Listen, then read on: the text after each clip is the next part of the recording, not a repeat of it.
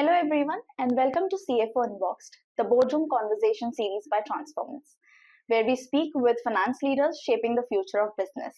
Today, I'm delighted to be joined by Dr. Bumal, who is a Chief Financial Officer at DP World Logistics Europe. With more than 20 years of global experience spanning audit, compliance, finance, and strategic leadership across APAC and Europe. Dr. Bumal brings a unique perspective on AI business transformation and the evolving role of the modern CFO. Dr. Bumal, thank you so much for joining us today. It's wonderful to have you with us. Thank you for having me, Rashmin. Let's talk about an industry that has undergone tremendous change over the last few years. So the logistics sector has, experienced major disruptions over the last few years. How was the CFO role changed within global supply chain organizations? So, if I put it correctly, I can say that the CFO role has evolved dramatically from financial stewardship to enterprise leadership. Like traditionally, CFO were primarily focused on reporting historical performance, managing budget, and ensuring compliance. Today, logistic organizations operate in an environment characterized by geopolitical uncertainty, supply chain disruption, inflationary pressures, volatile freight rates, and like we can say, rapidly changing customers' expectations. So, as a CFO, we must always be looking forward as a strategist. We are expected to provide scenario planning, predictive analytics, real-time decision support to help business navigating uncertainty. Yeah. And in logistics specifically, CFO has become deeply involved in operational decision making. We analyze trade lanes profitability, customer profitability, working capital performance, pricing strategies, network optimization, and sometimes investment priorities.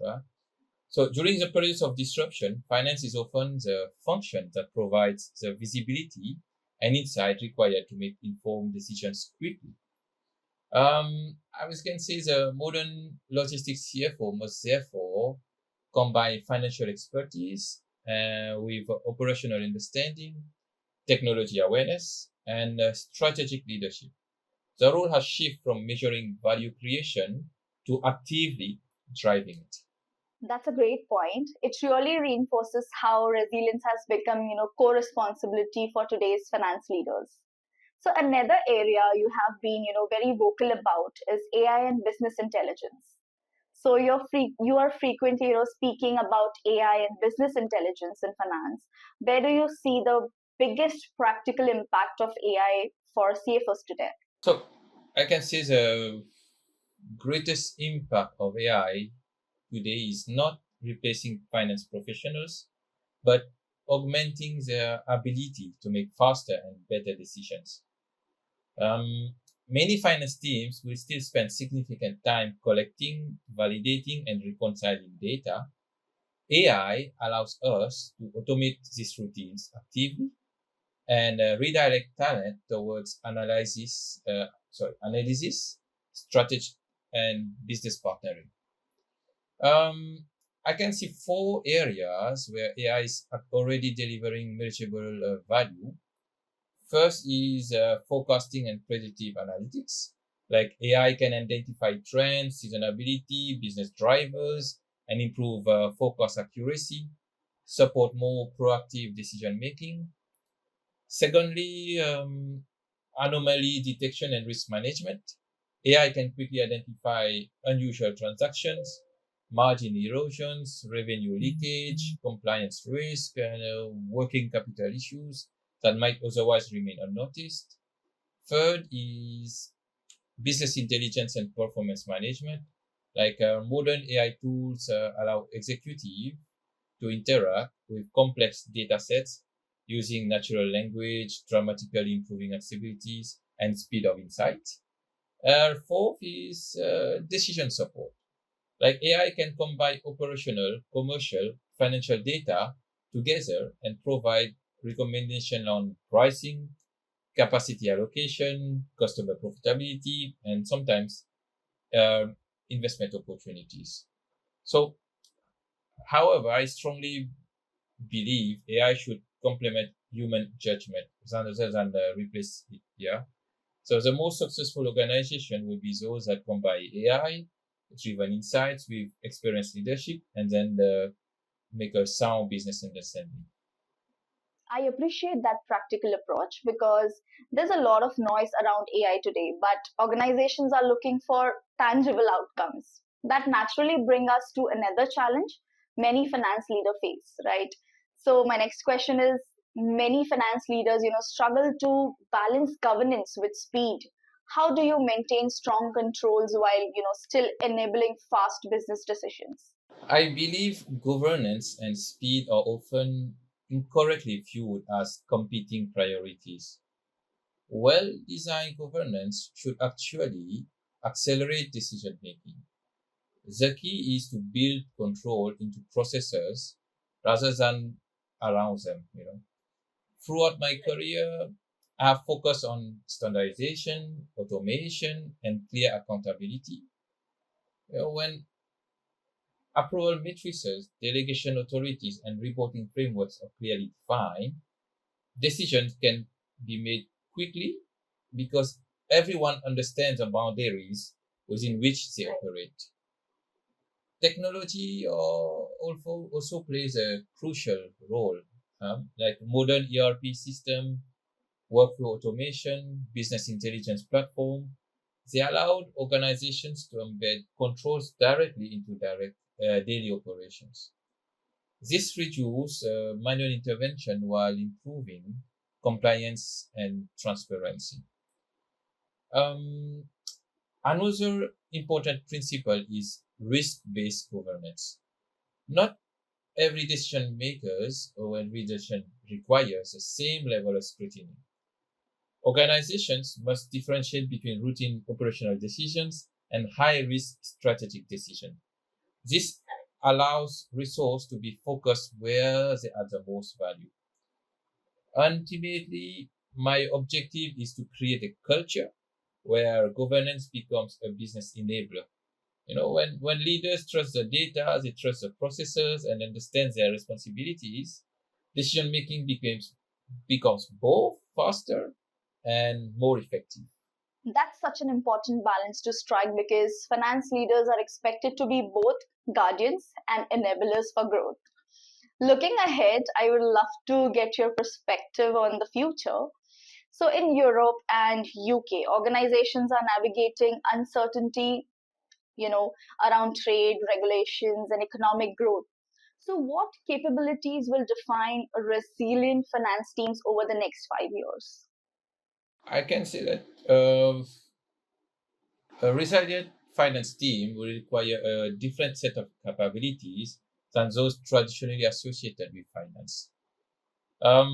Technical accounting and compliance expertise will remain important, but they will no longer sufficient on their own. Yeah. The first capability is data literacy and analytics.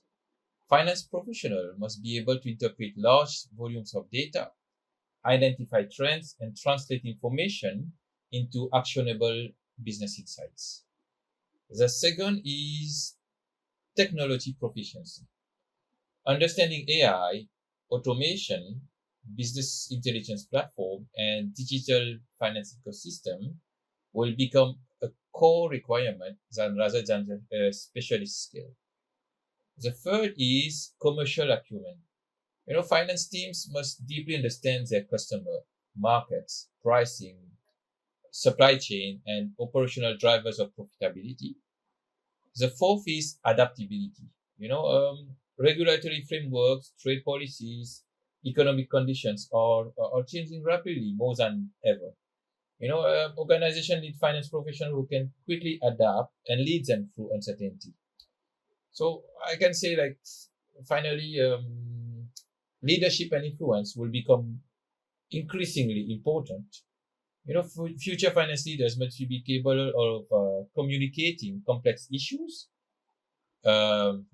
communicated clearly, aligning stakeholders, driving transformation across organizations. Yeah. In my view, the finance team of the future will need to be a strategic intelligence hub for the business. It will combine financial expertise, technology, analytics, and commercial insight to help organizations anticipate change rather than just simply react to it. Those are some valuable insights, Boomer, especially for leaders preparing their organizations for long-term success. So before we wrap up, I would like to ask you two quick final questions. The first one is, if you could give one piece of advice to next generation of finance leaders, what it would be? Don't limit yourself just to finance. To be a good leader, you need to look beyond numbers and the books. Look what's happening on the ground, understand your company well, each department well. Then only you can lead properly. And if you see nowadays, finance people are not just remaining in finance. If you see so many CFOs are becoming managing director, right? So why this is happening is because they go beyond numbers. They are handling the company on their own as if they are the owner. So we should not, as finance, limit ourselves to just numbers. Great. So next question. When we meet again 5 years from now, what do you think will have changed the most about the CFO role? Well, the CFO role will not be no more a boardroom role, like we can say. We were not going to be presenting numbers on Excel anymore. Everything will come more from a click of a button. So CFOs will be acting more as business owners instead of just a gatekeeper.